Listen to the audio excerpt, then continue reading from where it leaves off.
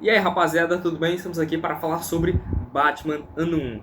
Se não for o melhor, é top 3 quadrinhos do Batman, um dos grandes clássicos, não só do Batman, como da DC, como dos quadrinhos de super-herói e da própria mídia dos quadrinhos. É um daqueles que a gente fala de essenciais, de obrigatórios, porque é uma história muito boa, é uma história muito inventiva e é uma história muito influente, tá? Que vale muito a pena ser lida, mesmo se você nunca leu nada do Batman, nunca leu nada de super-heróis. Pelo contrário, esse daqui é o que é indicado para você começar nesse mundo, tá certo?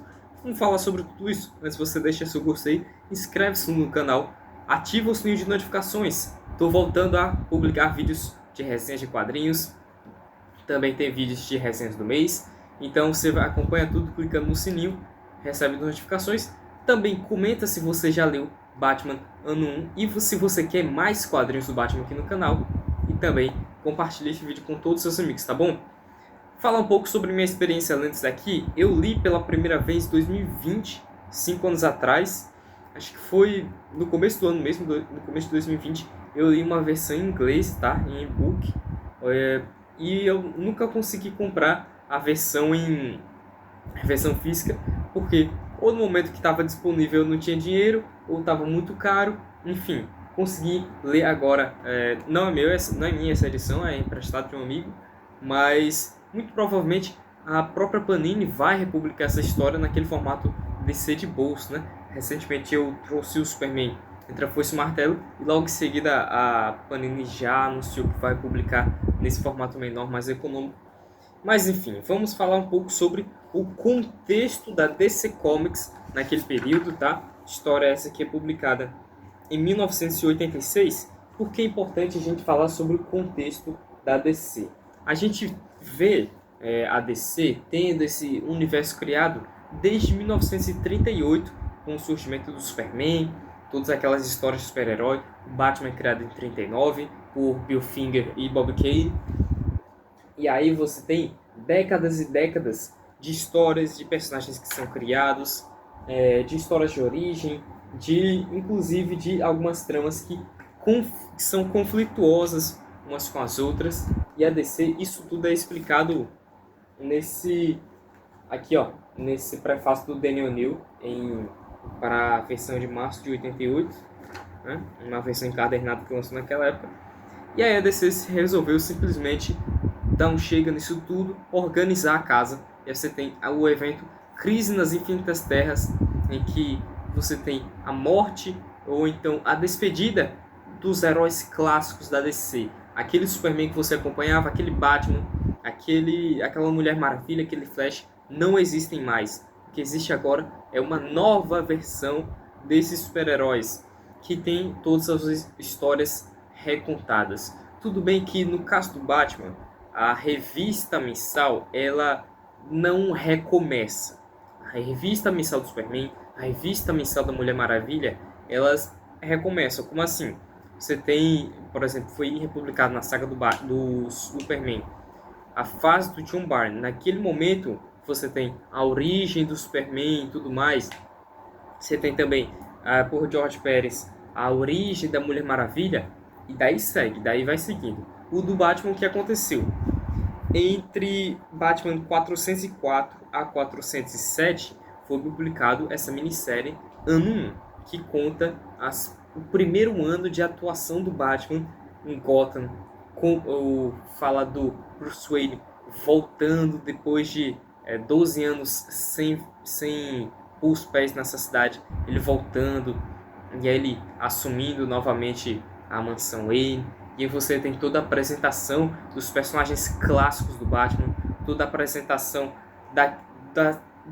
acho que até dos ícones visuais que fazem o Batman ser o Batman, que fica no imaginário popular de todo mundo, mas aqui de uma forma muito mais moderna para aquele tempo e muito mais, digamos que até sombria.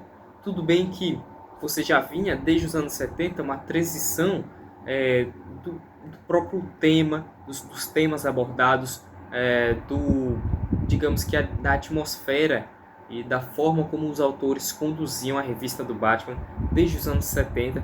Isso já vai se tornando algo mais, digamos que realista, não totalmente realista, né, porque é uma história de super-heróis, mas ainda assim algo diferente, muito diferente, e aí você encontra seu ápice, digamos que no Cavaleiro das Trevas e aqui em Batman Ano 1 também, ambos por Frank Miller, tá?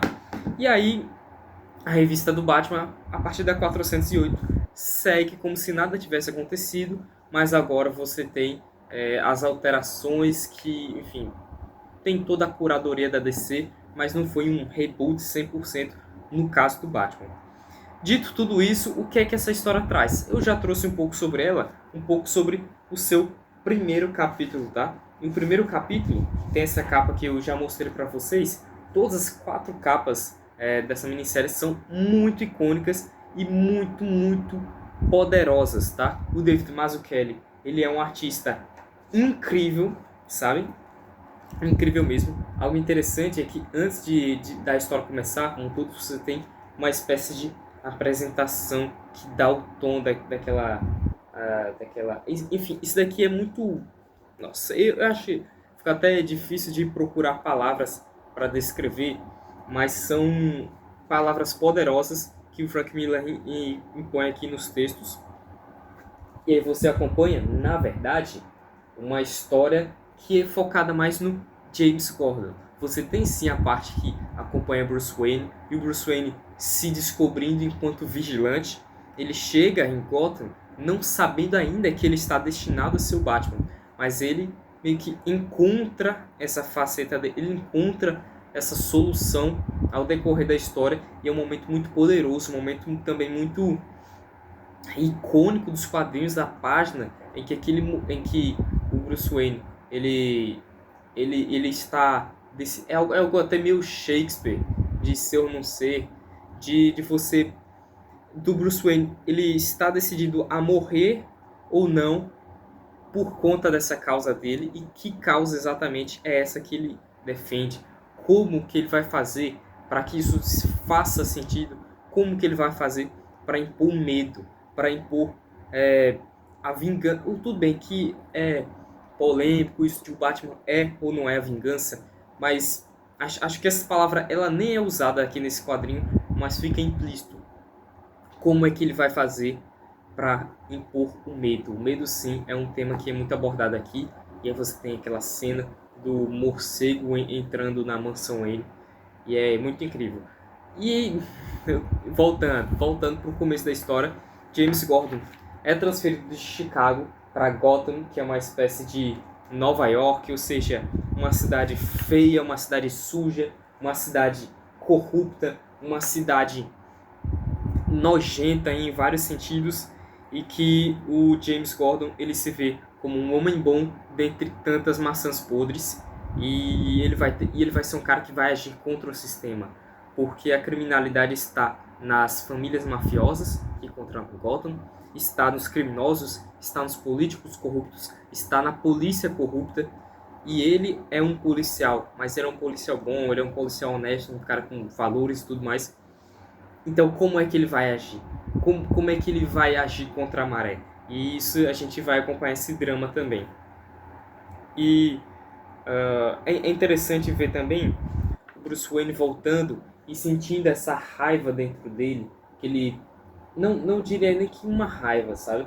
Eu acho que o filme do Batman mais recente, ele não é muito feliz em mostrar um Bruce Wayne raivoso, porque o que ele tem dentro dele é algo que, sim, precisa ser posto para fora, mas não é um ódio, não é uma violência pela violência. Tá? Tudo bem que cada autor, o Matt Reeves, ele é um autor do Batman, né? Cada autor do Batman ele vai interpretar o personagem da maneira que quiser, mas não é o que é mostrado aqui, tá? É mais algo como uma busca por uma catarse mesmo, e aí você acompanha Bruce Wayne de forma muito inteligente tentando entrar no submundo de Gotham, tentando achar essa resposta, enquanto que, como eu disse, o James Gordon vai lutando contra a maré, e aí você acompanha até uns momentos de narrativa gráfica muito interessantes. Isso daqui que é muito Cavaleiro das Trevas, tá? Você lê Cavaleiro das Trevas do Frank Miller, Esse televisor aqui, esse monitor, que passa um contexto geral do que está acontecendo em Gotham, do que a mídia está falando sobre as coisas que acontecem e serve para passar essa perspectiva diferente, é mais usado em Cavaleiro das Trevas, mas existe esse elemento visual aqui em Ano 1 também, e isso é característico do Frank Miller. Outra coisa que é característica dele também é essa narrativa muito pessoal, tá? Porque você tem as caixas de texto sendo como uma espécie de ou diário ou o que os personagens estão pensando. Claro que não foi ele que criou isso, mas ele faz de forma magistral. E as situações que ele cria aqui são excelentes. Você tem essa página, que é a página que conta de uma maneira muito perfeita, a origem do Batman, a origem da perda da inocência do Bruce Wayne, do momento em que ele virou o Batman. Não foi quando ele criou o capuz, não foi quando ele criou, quando até o morcego entrou na mansão Wayne. Foi nesse momento que o Batman ele nasce. E aí você tem todos esses elementos visuais de forma muito marcante aqui. E aí, claro, a arte do David Mazzucchelli, nossa, é um artista icônico mesmo, um artista que até hoje ele é referenciado, um artista que até hoje você vê outros inspirando-se neles. Por exemplo, um dos meus desenhistas favoritos da atualidade, bem que faz um tempo que ele não faz mais trabalhos para a Marvel DC, ele está mais no autoral, é o David Aja, um artista espanhol que fez Gavião Arqueiro, fez Punho de Ferro, ele fez recentemente Sementes, né, que eu quero muito ler, junto com a Inocente, e é um cara que é totalmente inspirado no David Mazzucchelli, mas eu acho a arte do Mazzucchelli até um tanto mais limpa, tá? E claro, falando em arte, a gente tem que falar sobre a escolha de cores da Richmond Lewis, que é outra artista sensacional. Ela imprime o tom da história também nas cores. E, enfim, ela consegue manipular as emoções que precisam ser passadas quadro a quadro, painel a painel, por meio das cores também. E aí depois eu vou falar sobre os extras, mas você tem alguns extras ao final desse encadernado que mostram como que foi feito o primeiro processo de colorização e o segundo, tá? Esse daqui é o processo mais atual, não é o original mesmo que foi publicado nas mensais, tá? E aí você tem aqui um momento em que o Batman ele tenta impedir um crime, mas acaba quase que dando merda, e aí ele quase acaba matando alguém. Enfim, o Batman no início de carreira, de uma forma que mostra como que ele era inexperiente, apesar de toda a experiência que depois vai ser abordada, as artes marciais que ele treinou, a forma como ele preparou o corpo dele, a mente. Mesmo assim, ele vai adquirindo a experiência com o tempo. E aí você tem...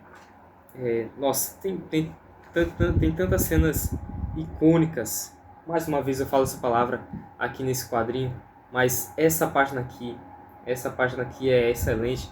Quando o Batman ele chega lá na reunião, tem o comissário Lobo, tem toda aquela galera da corrupção. E ele fala: senhoras e senhores, vocês comeram bem. Comeram a riqueza de Gotham, seu espírito. O banquete acabou. De hoje em diante, nenhum de vocês estará a salvo. De fato, põe o Batman como essa figura que está lá para, de fato, resolver os problemas da cidade. Tudo bem que aqui a gente não vê os super vilões, a gente não vê nada disso. O que a gente vê é talvez um mito sendo criado, uma mitologia. Isso daqui poderia muito bem... Às vezes eu penso nisso, eu faço esse exercício, se toda essa indústria dos super-heróis, as histórias de super-heróis como um todo, não existissem. E aí surgisse talvez um livro ou um filme que trouxesse a história do Batman como uma história original.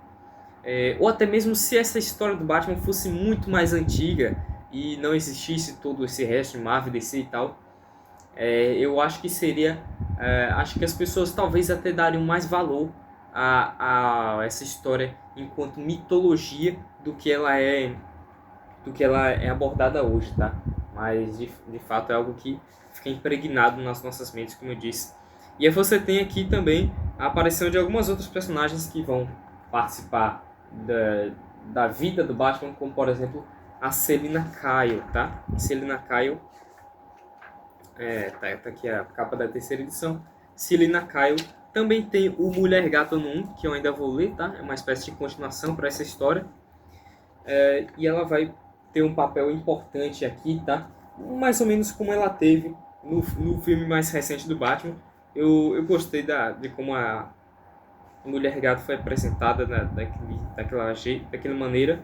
Não tanto aquela relação dela com o Falcone, que eu achei meio esquisito. O Falcone, ele aparece aqui também. Gente, o vídeo já está ficando longo, mas é porque eu gostaria de falar sobre todos esses meandros aqui, todos esses detalhes de Batman 1. Eu gosto muito, muito como o Jim Gordon ele é abordado como uma pessoa boa, como um bom policial, mas não como uma pessoa perfeita. Isso fica, por exemplo, no próprio relacionamento dele fora do casamento, como a policial que ele encontra em Gotham, e como ele se arrepende disso, mas mesmo assim é algo que ele não se orgulha, mas que ele não consegue escapar, tá? Inclusive tem essa daqui é uma das melhores páginas de toda a história desse quadrinho, porque é muito pessoal para o James Gordon.